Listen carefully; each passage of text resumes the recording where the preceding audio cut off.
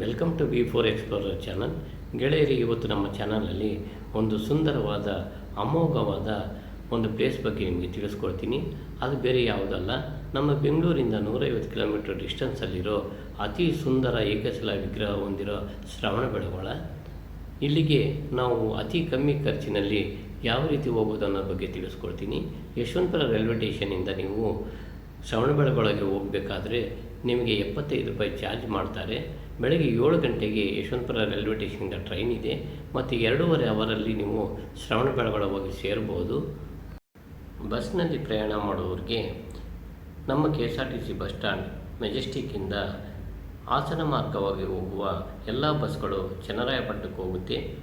ನೀವು ಬೆಂಗಳೂರಿನಿಂದ ಚನ್ನರಾಯಪಟ್ಟಣಕ್ಕೆ ಟಿಕೆಟ್ ತಗೊಳ್ಳಿ. ಒಂದು ವ್ಯಕ್ತಿಗೆ 198 ರೂಪಾಯಿ ಚಾರ್ಜ್ ಮಾಡ್ತಾರೆ. ಮಹಿಳೆಯರಿಗೆ ಫ್ರೀ ಟಿಕೆಟ್ ಇರುತ್ತೆ. ಒಂದು 3 ಅವರ್ಸ್ ಜರ್ನಿಯಲ್ಲಿ ನೀವು ಚನ್ನರಾಯಪಟ್ಟಣ ಹೋಗಿ ಸೇರ್ಬೋದು. ಚನ್ನರಾಯಪಟ್ಟಣದಿಂದ ನೀವು ಶ್ರವಣಬೆಳಗೊಳ ಹೋಗಬೇಕಾದ್ರೆ ನಿಮಗೆ ಆಟೋ ಫೆಸಿಲಿಟಿ ಇದೆ. ಆಟೋದಲ್ಲಿ ಒಂದು ವ್ಯಕ್ತಿಗೆ 20 ರೂಪಾಯಿ ಚಾರ್ಜ್ ಮಾಡ್ತಾರೆ.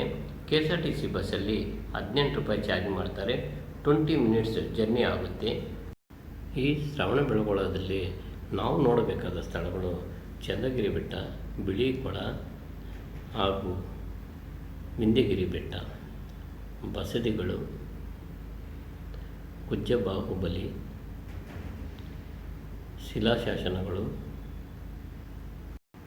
ಈ ಚಂದ್ರಗಿರಿ ಬೆಟ್ಟದಲ್ಲಿ ಸುಮಾರು 200 ಸ್ಟೆಪ್ಸ್ ಇದೆ.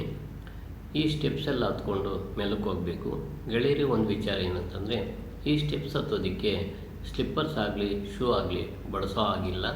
ಅದರಿಂದ ನಿಮಗೆ ಕಷ್ಟ ಅನ್ನಿಸಿದ್ರೆ ನೀವು ಸಾಕ್ಸ್ ಹಾಕ್ಕೊಂಡು ಸ್ಟೆಪ್ಸ್ ಹತ್ಬೋದು. ಒಂದು 30 ಮಿನಿಟ್ಸಲ್ಲಿ ನೀವು ಬೆಟ್ಟದ ಟಾಪ್ಗೆ ಹೋಗಿ ಸೇರ್ತೀರ.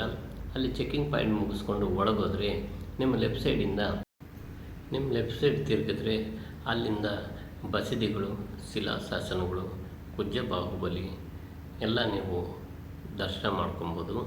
ಅದೆಲ್ಲ ನೋಡಿಕೊಂಡು ನೀವು ಸ್ವಲ್ಪ ಹೊತ್ತು ಟೈಮ್ ಪಾಸ್ ಮಾಡಿ ಅಲ್ಲಿಂದ ಪ್ರಕೃತಿ ಸೌಂದರ್ಯವನ್ನು ನೋಡಿಕೊಂಡು ನಿಧಾನವಾಗಿ ಸ್ಟೆಪ್ಸ್ ಹಿಡಿದು ಕೆಳಗೆ ಬರ್ತಾ ಇರೋವಾಗ ಒಂದು ಅರ್ಧ ಭಾಗ ಸ್ಟೆಪ್ಸ್ ಎಲ್ಲ ಹಿಡ್ಕೊಂಡು ಕೆಳಗೆ ಬಂದರೆ ನಿಮ್ಗೆ ಅಲ್ಲೊಂದು ಆರ್ಚ್ ಕಾಣಿಸುತ್ತೆ.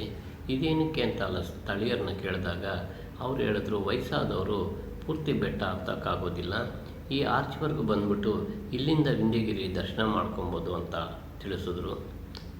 ಆಮೇಲೆ ಸ್ವಲ್ಪ ಕೆಳಗೆ ನೋಡ್ಕೊತಾ ಬಂದರೆ ನಮಗೆ ಬಿಳಿಕೊಳ ಇರೋದು ಕಾಣಿಸುತ್ತೆ.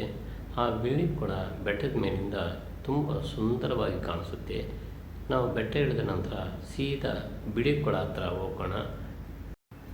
ಈ ಕೆರೆಯ ಹೆಸರು ಬಿಳಿಕೊಳ ಅಂತ. ಇಲ್ಲಿ ಶ್ರವಣರು ಇದ್ದಿದ್ದರಿಂದ ಶ್ರವಣಬೆಳಗೊಳ ಅಂತ ಹೆಸರು ಬಂತು ಅಂತ ಇಲ್ಲಿನ ಸ್ಥಳೀಯರು ಹೇಳ್ತಾರೆ. ಇಲ್ಲಿಂದ ಒಂದು 2 ನಿಮಿಷ ವಾಕ್ ಮಾಡಿದ್ರೆ ನಮಗೆ ವಿಂಧ್ಯಗಿರಿ ಪ್ಲೇಸ್ ಬರುತ್ತೆ. ಇಲ್ಲೂ ಚೆಕಿಂಗ್ ಎಲ್ಲ ಮುಗಿಸ್ಕೊಂಡು ನಾವು ಬೆಟ್ಟ ಹತ್ತಕ್ಕೆ ಶುರು ಮಾಡೋಣ.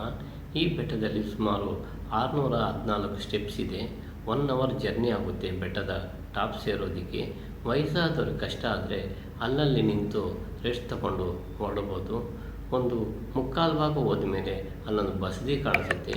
ಆ ಬಸದಿನ ನೋಡಿಕೊಂಡು ಅಲ್ಲಿಂದ ಸ್ವಲ್ಪ ಕೆಳಗೆ ಬಂದು ಮತ್ತೆ 15 ನಿಮಿಷ ಸ್ಟೆಪ್ ಹತ್ತಿದ್ರೆ ನಮಗೆ ಬಾಹುಬಲಿ ಇರೋ ಪ್ಲೇಸ್ ಬರುತ್ತೆ. ಈ ಬಾಹುಬಲಿಯ ಸುತ್ತಲೂ 14 ಜನ ತೀರ್ಥಂಕರರ ವಿಗ್ರಹ ಇದೆ. ಆಮೇಲೆ ಬಾಹುಬಲಿ ಎಡಗಡೆ ಭರತನ ವಿಗ್ರಹ ಇದೆ. ಇದನ್ನು ಸಹ ನೋಡಿಕೊಂಡು ಹೊರಾಂಗಣಕ್ಕೆ ಬಂದರೆ ನೀವು ಅಲ್ಲಿಂದ ಪ್ರಕೃತಿಯ ಸೌಂದರ್ಯವನ್ನು ತುಂಬ ಚೆನ್ನಾಗಿ ನೋಡಿ ಆನಂದಿಸಬಹುದು. ಒಂದು 30 ಮಿನಿಟ್ಸಲ್ಲಿ ಆನಂದವಾಗಿ ಪ್ರಕೃತಿಯನ್ನು ನೋಡಿಬಿಟ್ಟು ನೀವು ನಿಧಾನವಾಗಿ ಸ್ಟೆಪ್ ಇಳ್ಕೊಂಡು ಕೆಳಗೆ ಬನ್ನಿ. ಕೆಳಗೆ ಬಂದಿದ್ದಾನೆ ಇವತ್ತಿನ ನಮ್ಮ 1 ಡೇ ಟ್ರಿಪ್ ಮುಗೀತು ಅಂದ್ಕೊಬೇಡಿ. ಇಲ್ಲಿಂದ ರೈಟ್ ಸೈಡ್ಗೆ ಒಂದು 5 ಮಿನಿಟ್ಸ್ ವಾಕ್ ಮಾಡಿದ್ರೆ ನಿಮಗೆ ಅಲ್ಲಿ ಅನೇಕ ಬಸದಿಗಳು, ಶ್ರೀಮಠ, ಅನ್ನದಾಸೋಹ ಭವನ, ಶಿವಾಲಯ, ಈ ರೀತಿ ಅನೇಕ ಮಂದಿರ ಇದೆ. ಅದರಲ್ಲಿರುವ ಪೇಂಟಿಂಗ್ಸ್ಗಳನ್ನೆಲ್ಲ ನೋಡಿ ಶ್ರೀಮಠದ ಹಿಂಭಾಗದಲ್ಲಿರುವ ಅನ್ನದಾಸೋಹ ಭವನಕ್ಕೆ ಹೋಗೋಣ. ಇಲ್ಲಿ ಬೆಳಗ್ಗೆ, ಮಧ್ಯಾಹ್ನ ಹಾಗೂ ಸಂಜೆ ಅನ್ನಪ್ರಸಾದ ವಿನಿಯೋಗ ಮಾಡ್ತಾರೆ. ತುಂಬ ರುಚಿಕರವಾಗಿರುತ್ತೆ.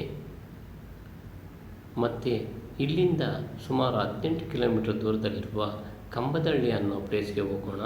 ಏಕೆಂದರೆ ಅಲ್ಲಿ ಕೂಡ ಅನೇಕ ಬಸದಿಗಳು, ಒಳ್ಳೊಳ್ಳೆ ಮೂರ್ತಿಗಳು, ಶಿಲಾಶಾಸನಗಳು ಇದೆ. ಈ ಕಂಬದಳ್ಳಿಗೆ ಹೋಗೋದಕ್ಕೆ ಬಸ್ಸುಗಳು ತುಂಬ ವಿರಳ.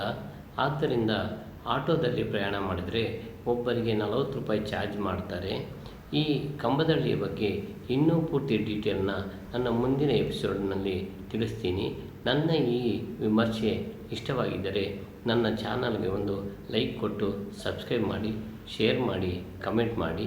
ಜೈ ಕರ್ನಾಟಕ ಮಾತೆ.